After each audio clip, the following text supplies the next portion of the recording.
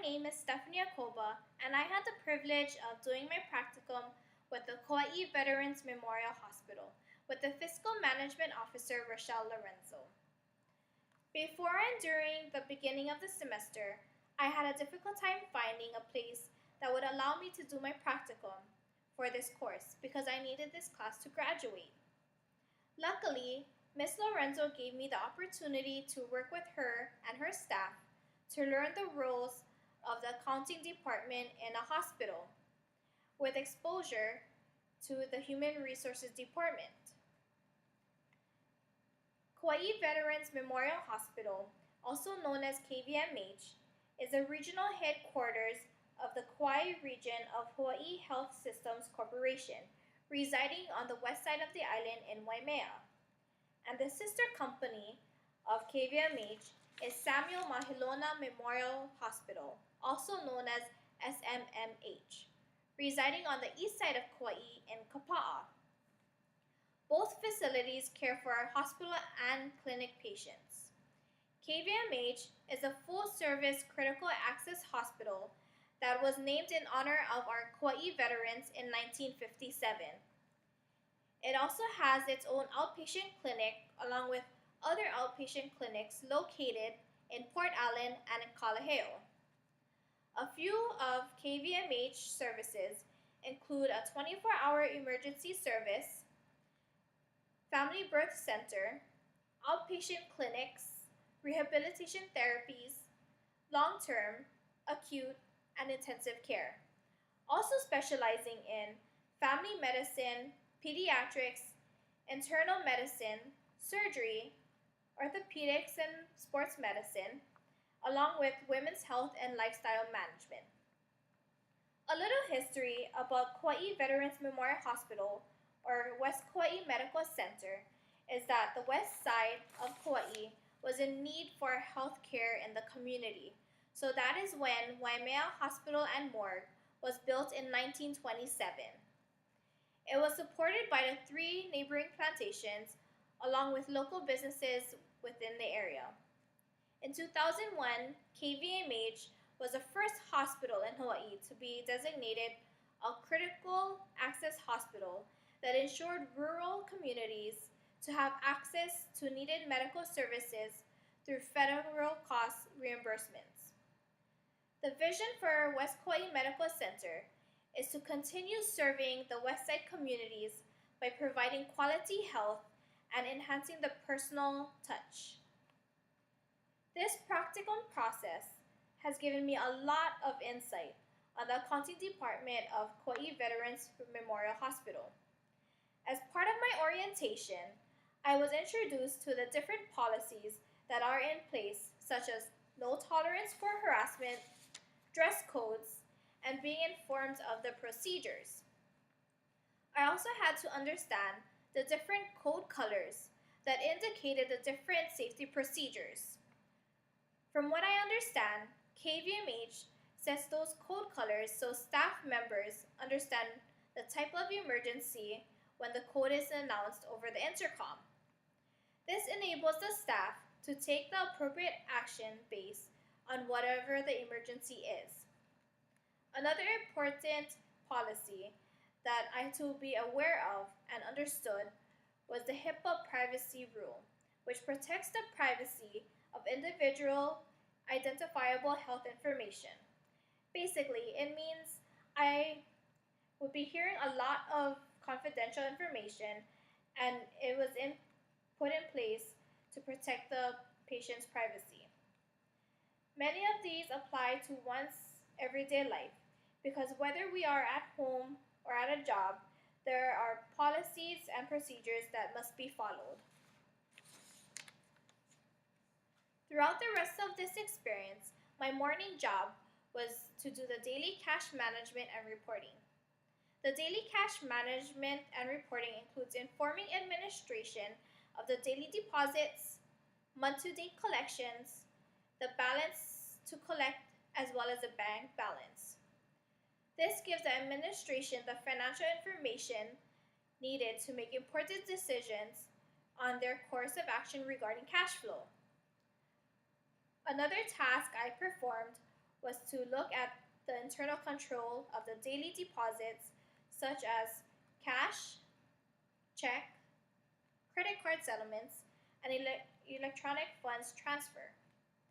Ms. Lorenzo told me throughout the whole process, cash is king, because for this corporation, they generate revenue by collecting payments from the patients that came to see the physicians for medical treatment. The revenue generated will later be used to purchase equipment and supplies needed to run the daily operations. It is also used for payroll and utility bills. The major difference between retail stores and hospitals are retail stores buy products and sell the product to generate profit, while hospitals provide service and generate profit by collecting payment for the service rendered. During my internship, I also worked with payroll by separating the payroll form D55. Whenever an employee incurs overtime, he or she must submit a Form D55.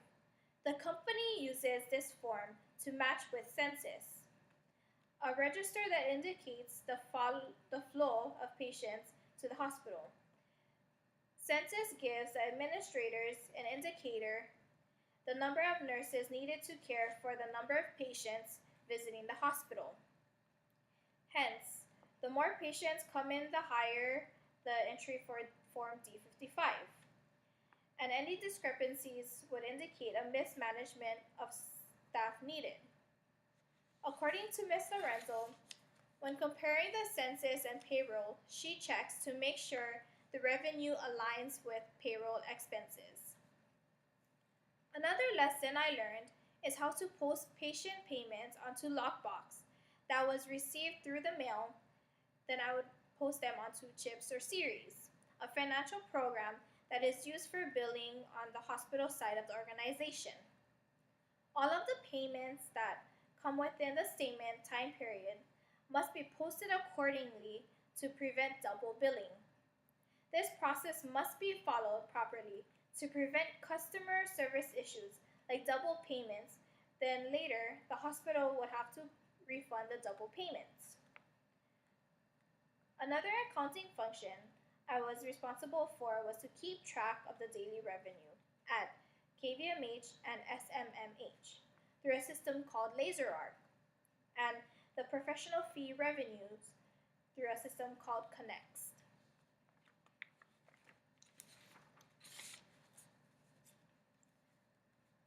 On March 10, 2015, I was invited and attended my first meeting. It was a department head meeting that occurs every second Tuesday of the month. The purpose of my attendance was to gain exposure in regularly scheduled department head meetings to discuss ongoing issues as well as new ones that each department may have.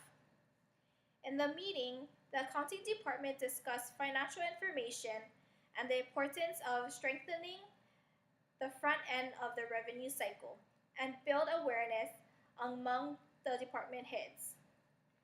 If my goal is to become a manager, this exposure gave me a knowledge of the importance of good, open communication and success of the organization. The company also believes to be successful in our jobs, everyone, managers, supervisors, and employees, must work together in a united effort. They believe in the performance appraisal system, also known as PAS.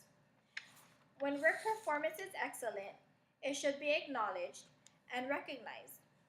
It helps the job requirements, expectations, and responsibilities be clearer and understood. When work performance is unacceptable, employees and managers need to talk to identify what is not working and what needs to be done for improvement. The second meeting I attended was on March 31, 2015. It was the billing office meeting where the main focus was on helping patients sign up for payment plans and letting them know the different guidelines that are available to them. Also, the billers must check for accuracy. During my practicum, Ms. Lorenzo's responsibility as a fiscal management officer is whether to decide to keep the billers at their current location or move back to the hospital. For this particular time, she decided to move them back to the hospital. Based on the current situation, it was best to move them to the hospital for their services could be best utilized answering questions that patients may have about their statements. This move also saves the company on rent expense from the other facility. Another area I was trained on with the billing office was on bad debt collections. I had to verify the list of account receivables on series or chips and ensure its accuracy. I needed to make sure that the accounts that were referred to collection agencies were truly delinquent. I also received training from the Human Resources Department. My training was concentrated on assisting with the distribution announcement about enrolling qualified employees with flex spending, which was available to permanent full-time employees. In addition, I did employment verifications to assist the recruitment process of potential applicants. For the month of March, I began the bank reconciliation for operating accounts, which is intended to expose the strength of our internal control. This ensures that all deposits and postings are accounted for. Furthermore, it also serves as a mean to clear all deposits on check register from bank statements, identify deposits in transit, and finally identify deposits that were not posted within the month.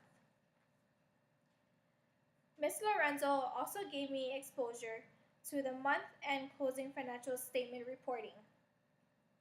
To get the month-end closing financial statement, I had to post journal entries, which gave me exposure to general ledgers, various balance sheets, and the profit and loss statements. I was also responsible for updating parts of the financial dashboard reporting, an extensive single-page report developed for senior leaders and board members that shows the monthly as well as the yearly state financial standing of the company. Excuse me.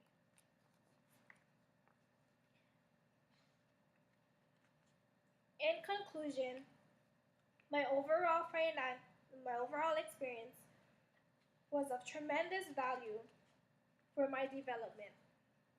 My exposure to the different departments gave me knowledge and understanding of how each department contributes to the overall success of an organization. Thank you.